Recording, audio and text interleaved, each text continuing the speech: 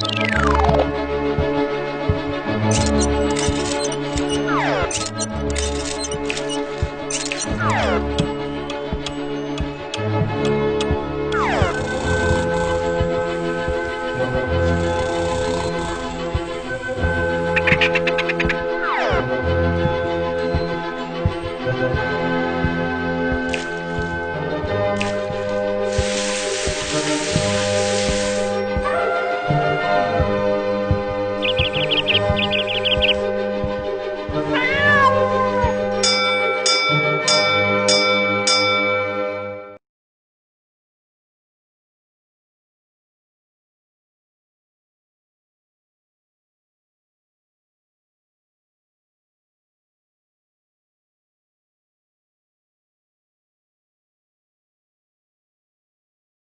Morning. എല്ലാവർക്കും നമസ്കാരം. Political സയൻസിൻ്റെ മറ്റൊരു ക്ലാസ്സിലേക്ക് സ്വാഗതം. കഴിഞ്ഞ ഏതാനും ക്ലാസ്സുകളിലായി സ്വതന്ത്ര ഇന്ത്യ അഭിമുഖീകരിച്ച 2 വെല്ലുവിളികളെക്കുറിച്ചാണ് നമ്മൾ ചർച്ച ചെയ്തത്. അതിലൊന്നാമത്തെ അധ്യായമായ രാഷ്ട്രനിർമ്മാണത്തിലെ വെല്ലുവിളികൾ എന്നതിൽ ഇന്ത്യ വിഭജനവും അതിൻ്റെ അനന്തരഫലങ്ങളും, നാട്ടുരാജ്യങ്ങളുടെ സംയോജനം, കൂടാതെ ഭാഷാടിസ്ഥാനത്തിൽ സംസ്ഥാനങ്ങൾ രൂപീകരിച്ചതും ആയി നമ്മൾ ചർച്ച ചെയ്തുവല്ലോ. എന്നാൽ രണ്ടാമത്തെ അധ്യായത്തിലേക്ക് പ്രവേശിച്ചപ്പോൾ ജനാധിപത്യ സ്ഥാപനവുമായി ബന്ധപ്പെട്ട് ഇന്ത്യയിൽ നടന്ന ആദ്യത്തെ 3 പൊതു തെരഞ്ഞെടുപ്പുകളും ആ തെരഞ്ഞെടുപ്പുകളിൽ ഇന്ത്യൻ നാഷണൽ കോൺഗ്രസിനുണ്ടായ ആധിപത്യവും കൂടാതെ അക്കാലത്തുണ്ടായിരുന്ന രാഷ്ട്രീയ പാർട്ടികളെക്കുറിച്ചുമെല്ലാം തന്നെ നമ്മൾ പഠിച്ചു കഴിഞ്ഞതാണ്. ഇന്നിവിടെ നാം പഠിക്കാൻ പോകുന്നത് മറ്റൊരു പാഠഭാഗമാണ്. ഇതുമായി ബന്ധപ്പെട്ട് നമുക്ക് ഒരു വീഡിയോ കാണാം. POSCO versus the people of Odisha.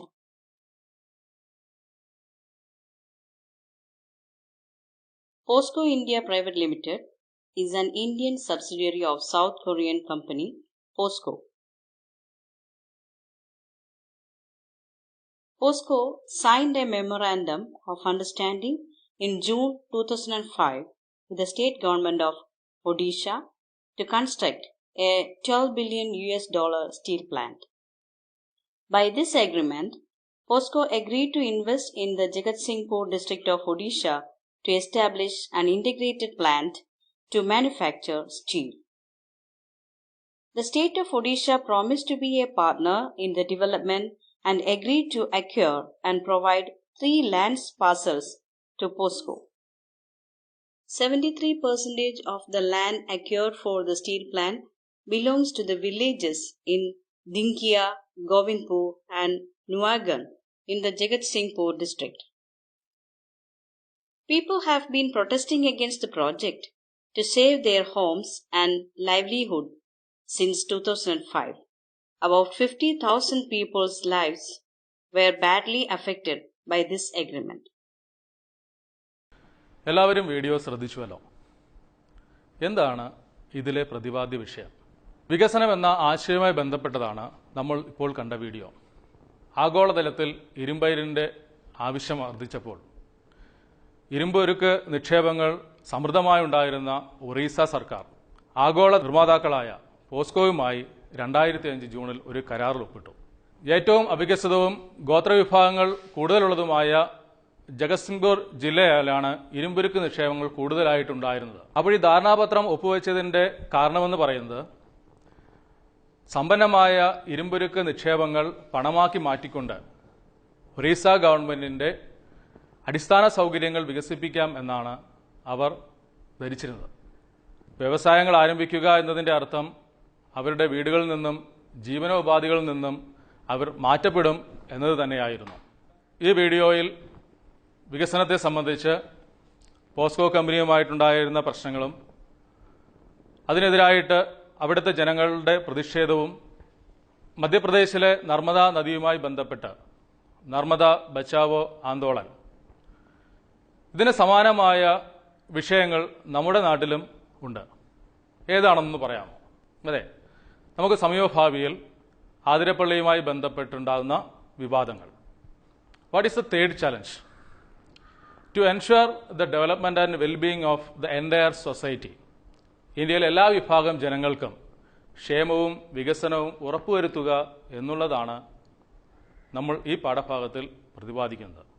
കഴിഞ്ഞ വർഷത്തെ പൊളിറ്റിക്കൽ സയൻസ് പുസ്തകത്തിൽ വികസനവുമായി ബന്ധപ്പെട്ട് എന്താണ് വികസനമെന്നും വികസനത്തിൻ്റെ സങ്കുചിതവും വിശാലവുമായ അർത്ഥതലങ്ങൾ എന്തെല്ലാമാണെന്നും വികസനവുമായി ബന്ധപ്പെട്ട സാമൂഹികവും പാരിസ്ഥിതികവുമായ ചെലവുകൾ എന്തെല്ലാമാണെന്നും നിങ്ങൾ മനസ്സിലാക്കി കഴിഞ്ഞിട്ടുണ്ട്. വികസനം എന്നത് നമ്മുടെ സമൂഹത്തിലുണ്ടാകുന്ന സമൂലമായ ഒരു പരിവർത്തനം. അത് വ്യക്തികൾക്കുണ്ടാകാം, രാഷ്ട്രത്തിനുണ്ടാകാം. പക്ഷേ വികസനം നടപ്പാക്കുമ്പോൾ പ്രധാനമായിട്ടും 4 വിഭാഗം ജനങ്ങളെയാണ് ഇത് ബാധിക്കുന്നത്. സർക്കാർ, തദ്ദേശവാസികൾ, ഗുണഭോക്താക്കൾ, പരിസ്ഥിതിവാദികൾ എന്നിവരെല്ലാം തന്നെ ഇവരുടെ എല്ലാം തന്നെ താല്പര്യങ്ങളെ പ്രതിഫലിപ്പിക്കുന്നതാണ് വികസനമെന്ന വിഷയം. ഇതിൽ ആരുടെ താല്പര്യങ്ങളാണ് സംരക്ഷിക്കപ്പെടുക, ആരുടെ അഭിപ്രായങ്ങളാണ് മാനിക്കപ്പെടുക? എന്നാൽ ഇത്തരം ചോദ്യങ്ങൾക്ക് കൃത്യമായ ഒരു ഉത്തരം നൽകുക എന്നുള്ളത് അന്നത്തെ സാമ്പത്തിക വിദഗ്ധന്മാർക്ക് പോലും കഴിഞ്ഞില്ല. ഒരു ജനാധിപത്യ രാജ്യത്തെ സംബന്ധിച്ചും തീരുമാനങ്ങൾ എടുക്കേണ്ടത് നമ്മൾ ജനങ്ങളാണ്. പരിസ്ഥിതിവാദികളിൽ നിന്നും സാമ്പത്തിക വിദഗ്ധന്മാരിൽ നിന്നും വ്യാവസായിക പ്രമുഖന്മാരിൽ നിന്നെല്ലാം തന്നെ അഭിപ്രായം സ്വരൂപിക്കേണ്ടതും അനിവാര്യമാണ്. എന്നിരുന്നാലും വികസനത്തെ സംബന്ധിക്കുന്ന വിഷയങ്ങളിൽ അന്തിമ തീരുമാനമെടുക്കുന്നത് ജനങ്ങളുടെ വികാരങ്ങളെ മാനിക്കുന്ന ജനപ്രതിനിധികൾ ഉൾപ്പെടുന്ന സർക്കാർ തന്നെ ആയിരിക്കണമെന്നതിൽ ഒരു സമവായത്തിലെത്തിയിരുന്നു. സ്വതന്ത്ര ഇന്ത്യക്ക് വികസനത്തെ സംബന്ധിച്ച് തീരുമാനങ്ങളുടെ ഒരു പരമ്പര തന്നെ എടുക്കേണ്ടി വന്നു. എല്ലാ തീരുമാനങ്ങളെയും പൊതുവായ ചില ആശയങ്ങളുടെയോ സാമ്പത്തിക മാതൃകയോ പരസ്പരം ബന്ധിപ്പിക്കുകയും ചെയ്തിരുന്നു. ഇന്ത്യയിൽ വികസനം എന്നതുകൊണ്ട് അർത്ഥമാകുന്നത് സാമ്പത്തിക വളർച്ചയും സാമൂഹ്യ നീതിയും ഉറപ്പായിരിക്കണം എന്ന കാര്യത്തിൽ അഭിപ്രായ വ്യത്യാസമുണ്ടായിരുന്നില്ല. ഇതുപോലെ വികസനം എന്നത് വ്യാപാരികൾക്കും വ്യവസായികൾക്കും കർഷകർക്കും മാത്രം വിട്ടുകൊടുക്കേണ്ട ഒന്നല്ല എന്നതിലും ദേശീയ നേതാക്കൾക്ക് മറ്റൊരു അഭിപ്രായം ഉണ്ടായിരുന്നില്ല. അതേസമയം തന്നെ ഈ കാലഘട്ടത്തിൽ മറ്റു ചില ചോദ്യങ്ങളും ഉയർന്നു വന്നു. ഇന്ത്യയിൽ വികസന ആസൂത്രണം നടത്തുന്നതിന് ഒരു കേന്ദ്രീകൃത സംവിധാനം ആവശ്യമാണോ? ചില പ്രധാനപ്പെട്ട വ്യവസായങ്ങളും മറ്റും ഗവൺമെന്റ് തന്നെയാണോ നടത്തിക്കൊണ്ടു പോകേണ്ടത്? സാമൂഹിക സാമ്പത്തിക കാര്യങ്ങളിൽ അതിൻ്റെ വളർച്ചയിലും എത്രമാത്രം പ്രാധാന്യമാണ് നൽകേണ്ടത്? Most of these issues involved the judgment and consultation among the political parties and approval of the people. ഇതുമായി ബന്ധപ്പെട്ട് ഓരോ ചോദ്യങ്ങൾക്കും രാഷ്ട്രീയ തീരുമാനങ്ങളും രാഷ്ട്രീയ പ്രത്യാഘാതങ്ങളും ഉൾപ്പെട്ടിരുന്നതിനാൽ രാഷ്ട്രീയ പാർട്ടികൾക്ക് ഇടയിലുള്ള കൂടിയാലോചനകളും പൊതുസമൂഹത്തിന്റെ അംഗീകാരവും ഈ വിഷയത്തിൽ അനിവാര്യമായിരുന്നു. That is why we need to study the process of development as a part of the history of politics in India. അതുകൊണ്ടാണ് വികസന പ്രക്രിയ രാഷ്ട്രീയ ചരിത്രത്തിന്റെ ഭാഗമായി നമ്മൾ പഠിക്കുന്നത്. വികസനത്തെ സംബന്ധിച്ച് ഇന്ത്യയിലെ രാഷ്ട്രീയ പാർട്ടികൾക്കിടയിൽ വ്യത്യസ്ത അഭിപ്രായങ്ങളാണ് ഉണ്ടായിരുന്നത്. നമുക്കറിയാം, മിക്കവാറും എല്ലാ രാജ്യങ്ങളിലെയും രാഷ്ട്രീയ പാർട്ടികൾ എന്നത് 2 പക്ഷങ്ങളായിട്ടാണ് നമ്മൾ പറയുക. ഒന്നിനെ നമ്മൾ വലതുപക്ഷം എന്ന് പറയുമ്പോൾ മറ്റൊന്ന് ഇടതുപക്ഷം എന്നും പറയും. എന്താണ് ഇവ തമ്മിലുള്ള വ്യത്യാസം? സാമ്പത്തിക പുനർവിതരണത്തിലും സാമൂഹ്യ മാറ്റത്തിലും പാർട്ടികൾ എടുക്കുന്ന നിലപാടുകളാണ് ഈ പദങ്ങൾ കൊണ്ട് സൂചിപ്പിക്കുന്നത്. പാവപ്പെട്ടവർക്കും അധസ്ഥിത വിഭാഗങ്ങൾക്കും അനുകൂലവും ഈ വിഭാഗങ്ങൾക്ക് നേട്ടമുണ്ടാകുന്ന രീതിയിലുള്ള ഗവൺമെന്റ് നയങ്ങളെ പിന്തുടരുകയും ചെയ്യുന്നവരെയാണ് നമ്മൾ ഇടതുപക്ഷം എന്ന് പറയുന്നത്. Here the left often refers to those who are in favor of the poor, downtrodden sections, and government support policies for the benefits of those sections. അതേസമയം റൈറ്റിസ്റ്റ് ആകട്ടെ, the right refers to those who believe in that free competition and market economy also ensures progress, and that the government should not unnecessarily interfere in the economy. കമ്പോള സാമ്പത്തിക വ്യവസ്ഥയും സ്വതന്ത്ര മത്സരവും മാത്രമേ പുരോഗതി വരുത്തുകയുള്ളൂവെന്നും അതുപോലെ ഗവൺമെന്റ് അനാവശ്യമായ സാമ്പത്തിക വ്യവസ്ഥയിൽ ഇടപെടരുതെന്ന് വിശ്വസിക്കുന്നവരാണ് വലതുപക്ഷം. കഴിഞ്ഞ ചാപ്റ്ററിൽ നമ്മൾ ഏതാനും ചില രാഷ്ട്രീയ പാർട്ടികളെക്കുറിച്ചും അവയുടെ പ്രത്യയശാസ്ത്രങ്ങളെക്കുറിച്ചും പരിചയപ്പെട്ടുവല്ലോ. ഏതാനും ചില രാഷ്ട്രീയ പാർട്ടികളുടെ ലിസ്റ്റ് ഇവിടെ നൽകിയിട്ടുണ്ട്. Can you tell me which of these parties in 1960s were the rightist and which of these the leftist? Leftist ideology ഉള്ളതും റൈറ്റിസ്റ്റ് ഐഡിയോളജി ഉള്ളതും ഏതെല്ലാമാണെന്ന് ഒന്ന് തരംതിരിച്ചെഴുതുക. എല്ലാവരും എഴുതി കഴിഞ്ഞിട്ടുണ്ടല്ലോ. ഇനി നമുക്ക് നോക്കാം ഏതാണ് ശരിയായിട്ടുള്ള ആൻസറുകൾ. 1960കളിൽ ഇന്ത്യയിലെ പ്രധാനപ്പെട്ട ഇടതുപക്ഷ രാഷ്ട്രീയ പാർട്ടികളായിരുന്നു communist party of India, communist party of India Marxist CPIM, Praja socialist party, Dravida Munnetra Kazhagam, കൂടാതെ ഓൾ ഇന്ത്യ ഫോർവേഡ് ബ്ലോക്ക് തുടങ്ങിയവ.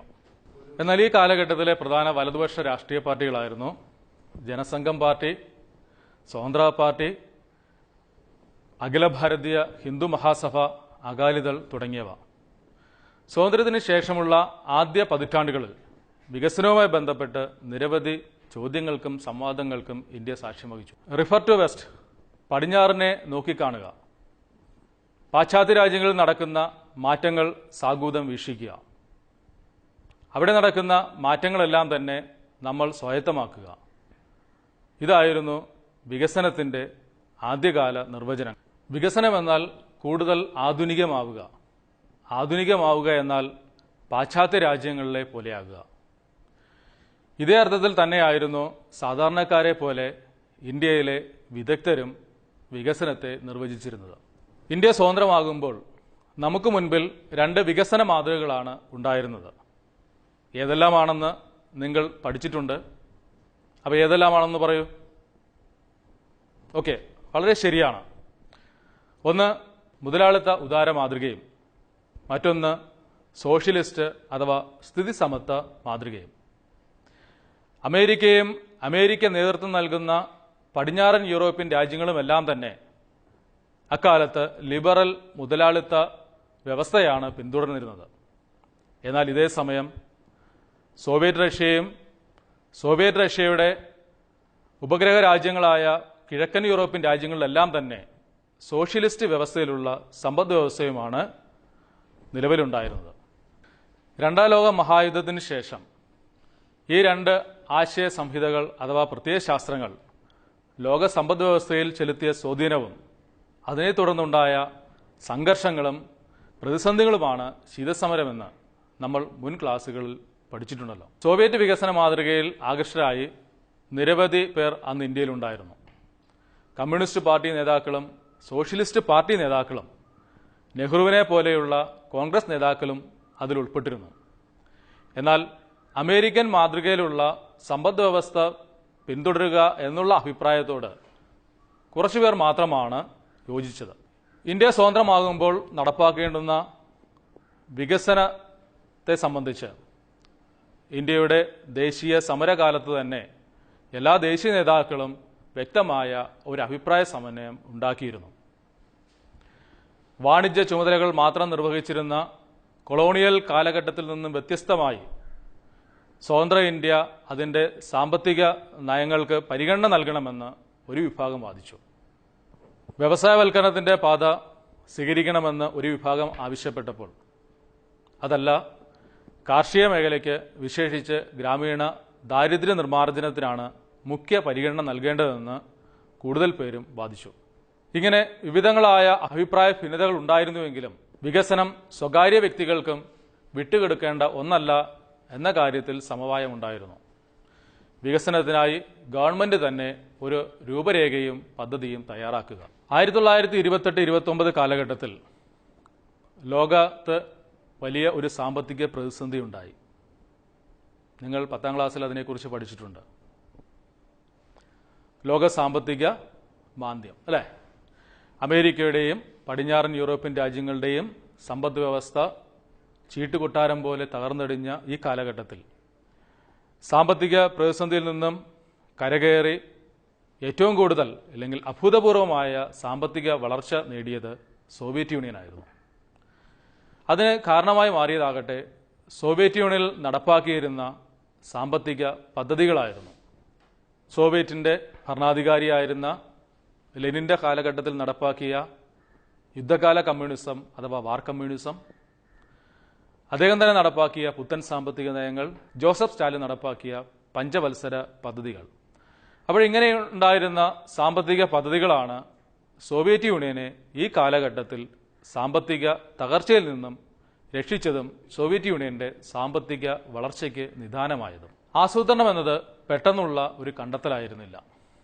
അതിന് വളരെ രസകരമായ ഒരു നീണ്ട ചരിത്രം തന്നെയുണ്ട്.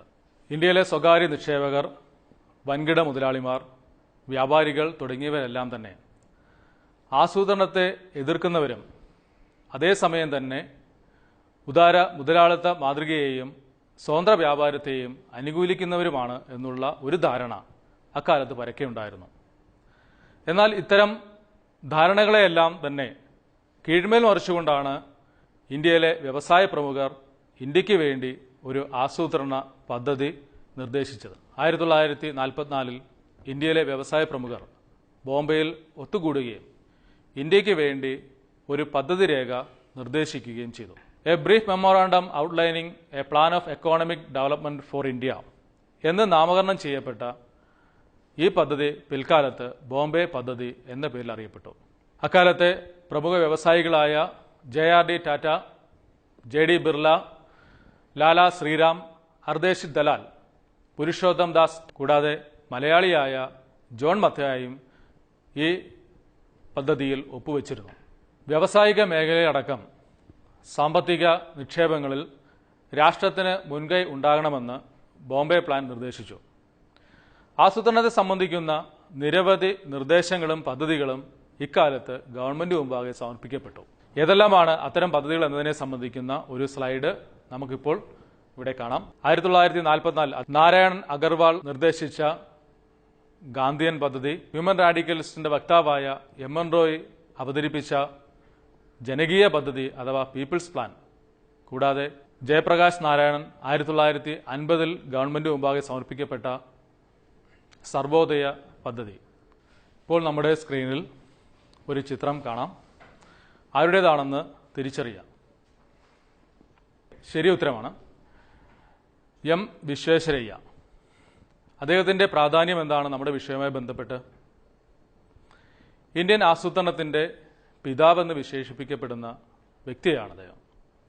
കൂടാതെ A planned economy for India എന്ന വിഖ്യാതമായ പുസ്തകമാണ് ഇന്ത്യൻ വികസനത്തിന്റെ ആദ്യ നാളുകളിൽ പ്രേരകശക്തിയായി മാറ്റപ്പെട്ടത്. ഇദ്ദേഹത്തിന്റെ ജന്മദിനമാണ് ഇന്ത്യയിൽ എഞ്ചിനീയേഴ്സ് ഡേ ആയിട്ട് ആചരിക്കുന്നത്. കഴിഞ്ഞ വർഷത്തെ പാഠപുസ്തകമായ കോൺസ്റ്റിറ്റ്യൂഷൻ അറ്റ് വർക്കിൽ നമ്മൾ നിരവധി കമ്മീഷനുകളെ കുറിച്ച് പരിചയപ്പെട്ടു. ഏതെല്ലാമാണെന്ന് പറയൂ? അതെ, തെരഞ്ഞെടുപ്പ് കമ്മീഷൻ, ധനകാര്യ കമ്മീഷൻ, ദേശീയ പിന്നോക്ക വികസന കമ്മീഷൻ, ദേശീയ പട്ടികജാതി കമ്മീഷൻ തുടങ്ങിയവ എല്ലാം തന്നെ നമ്മുടെ ഭരണഘടനയിൽ ഉൾപ്പെട്ടിട്ടുള്ളതാണ്. അതുകൊണ്ട് ഈ സ്ഥാപനങ്ങളെല്ലാം തന്നെ ഭരണഘടനാ സ്ഥാപനങ്ങൾ എന്ന പേരിലാണ് അറിയപ്പെടുന്നത്. എന്നാൽ ആസൂത്രണത്തെ സംബന്ധിക്കുന്ന ആസൂത്രണ കമ്മീഷൻ നമ്മുടെ ഭരണഘടനയിൽ എങ്ങും തന്നെ പ്രതിപാദിച്ചിട്ടില്ല. ആസൂത്രണ കമ്മീഷൻ എന്നത് ഭരണഘടന അതീത സ്ഥാപനമാണ്. ഗവൺമെന്റിന്റെ ലളിതമായ ഒരു പ്രമേയത്തിലൂടെ 1950 മാർച്ച് 15 ആസൂത്രണ കമ്മീഷൻ നിലവിൽ വന്നത്. ആസൂത്രണ കമ്മീഷനാകട്ടെ ഒരു ഉപദേശക സ്വഭാവമുള്ള സ്ഥാപനവുമാണ്. ഇതിന്റെ ശുപാർശകൾ കേന്ദ്ര ക്യാബിനറ്റ് അംഗീകരിക്കുമ്പോൾ മാത്രമാണ് അത് ഫലപ്രദമായി മാറ്റപ്പെടുന്നത്. എന്നാൽ നമ്മുടെ ഭരണഘടനയിൽ 36 മുതൽ 51 വരെയുള്ള അനുച്ഛേദങ്ങളിൽ ഉൾപ്പെട്ടിട്ടുള്ള മാർഗനിർദ്ദേശക തത്വങ്ങളുടെ ഭാഗമായ 39, 41 അനുച്ഛേദങ്ങൾ പ്രകാരമാണ് ഇന്ത്യയിൽ ആസൂത്രണ കമ്മീഷൻ രൂപീകരിച്ചിട്ടുള്ളത്. അതിൽ ആർട്ടിക്കിൾ 39 എന്താണെന്ന് നമുക്കൊന്ന് പരിശോധിക്കാം. Directive Principles of State Policy. The state shall, in particular, direct its policy towards securing a. that the citizens, men and women, equally have the right to an adequate means of livelihood. B. that the ownership and control of the material resources of the community are so distributed as best to subserve the common good. C. that the operation of the economic system does not result in the concentration of wealth and means of production to the common detriment. D. that there is equal pay for equal work for both men and women. ഇന്ത്യയിലെ ആസൂത്രണ കമ്മീഷനെ സംബന്ധിക്കുന്ന ഒരു video നമുക്കിപ്പോൾ കാണാവുന്നതാണ്. Planning Commission. The Planning Commission of India was established on 15th March 1950. The Prime Minister will be the ex officio chairman of Planning Commission. The first chairman of Planning Commission was Sri Jawaharlal Nehru. The Planning Commission became the keystone of Indian development. Its headquarters was at Yojana Bhavan, New Delhi. But the Planning Commission was dissolved on 17th August 2014 and it was replaced by Niti Aayog. Niti Aayog means National Institution for Transforming India Aayog. It came into being on 1st January 2015. ഇന്നത്തെ ക്ലാസ്സിൽ നമ്മൾ പ്രധാനമായിട്ടും ചർച്ച ചെയ്തത് സ്വതന്ത്ര India അഭിമുഖീകരിച്ച മൂന്നാമത്തെ വെല്ലുവിളിയായിരുന്നു. To ensure the development and well-being of the entire society. വികസനം ഉറപ്പുവരുത്തുന്നതിനായി ഇന്ത്യ ഗവൺമെൻറ് നടപ്പാക്കിയ വിവിധ പദ്ധതികളും ഇന്ത്യൻ രാഷ്ട്രീയ പാർട്ടികൾക്കിടയിൽ ഉണ്ടായ അഭിപ്രായ വ്യത്യാസങ്ങളും അഭിപ്രായ സമന്വയങ്ങളും കൂടാതെ എങ്ങനെയാണ് ആസൂത്രണം നമ്മൾ നടപ്പാക്കിയത്, ആസൂത്രണ കമ്മീഷൻ്റെ സ്ഥാപനം, അതിൻ്റെ ചുമതലകൾ തുടങ്ങിയവയും നമ്മൾ ചർച്ച ചെയ്തു. ഇന്നത്തെ ക്ലാസ്സുമായി ബന്ധപ്പെട്ട് നിങ്ങൾക്ക് 2 അസൈൻമെൻറ്റുകളാണ് ഇവിടെ നൽകുന്നത്. അത് ഒന്ന്, evaluate political contestation behind various ideas of development. ഇന്ത്യയുടെ വികസനവുമായി ബന്ധപ്പെട്ട് ഇന്ത്യയിൽ നടന്ന പ്രധാനപ്പെട്ട രാഷ്ട്രീയ വാദപ്രതിവാദങ്ങൾ എന്തെല്ലാമായിരുന്നു, അതിനെ സംബന്ധിച്ച് ഒരു വിലയിരുത്തൽ. രണ്ടാമതായി നൽകുന്ന assignment, explain the role of planning commission in India. ഇന്ത്യയുടെ വികസനത്തിൽ പ്ലാനിംഗ് കമ്മീഷൻ വഹിച്ച പങ്ക് എന്താണ്? ഈ 2 അസൈൻമെൻറ്റുകളും നിങ്ങൾ നിങ്ങളുടെ പുസ്തകവുമായി റഫർ ചെയ്യുക. ഇതിന്മേലുണ്ടാകുന്ന കൂടുതൽ സംശയങ്ങൾ നിങ്ങളുടെ അധ്യാപകരുമായി പങ്കുവയ്ക്കുക. അതിന് പരിഹാരം കാണാൻ ശ്രമിക്കുക. ഇതിൻ്റെ തുടർഭാഗങ്ങൾ നമ്മൾ അടുത്ത ക്ലാസ്സിൽ ചർച്ച ചെയ്യുന്നതാണ്.